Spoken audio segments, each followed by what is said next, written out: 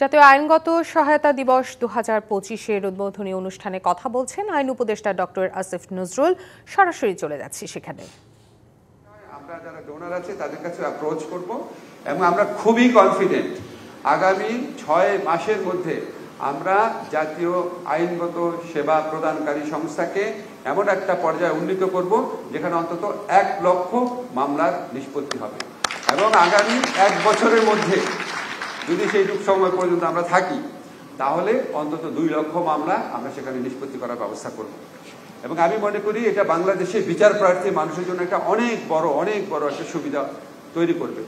আপনারা যদি খেয়াল করে দেখবেন আমরা আইন এবং বিচার মন্ত্রণালয়ের দায়িত্ব গ্রহণ করার পর আমাদের প্রধান লক্ষ্য হয়ে দাঁড়িয়েছে বিচার কার্যে বিড়ম্বনা কমানো, সময় বাঁচানো, অর্থ ব্যয় কমানো। এটার জন্য আমরা অলরেডি কিছু সংস্কার করেছি।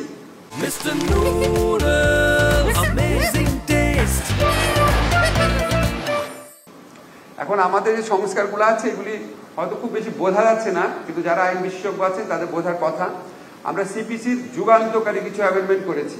আপনারা জানেন সিপিসিতে আগে প্লেইন এবং রিটেন স্টেটমেন্ট এটা আদালতে পড়তেই 10-12টা শুনানি লাগতো, মাঝে মাঝে 1-2 বছর চলে যেত।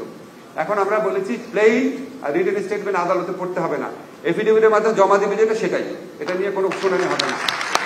আমরা এর আগে অ্যাডজর্নমেন্ট 6 বার নেওয়া যেত, আমরা বলছি 4 বারের বেশি নেওয়া যাবে না।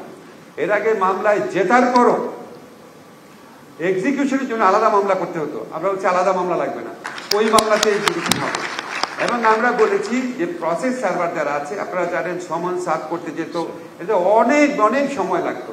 তা আমরা এডিশনাল প্রসেস সার্ভিং একটা মেথড হিসাবে SMS পাঠানো, ফোন করা এগুলি ইন্ট্রোডিউস করেছি, সো দ্যাট প্রসেস সার্ভ করতে গিয়ে যেন সময় ক্ষেপণ না হয়।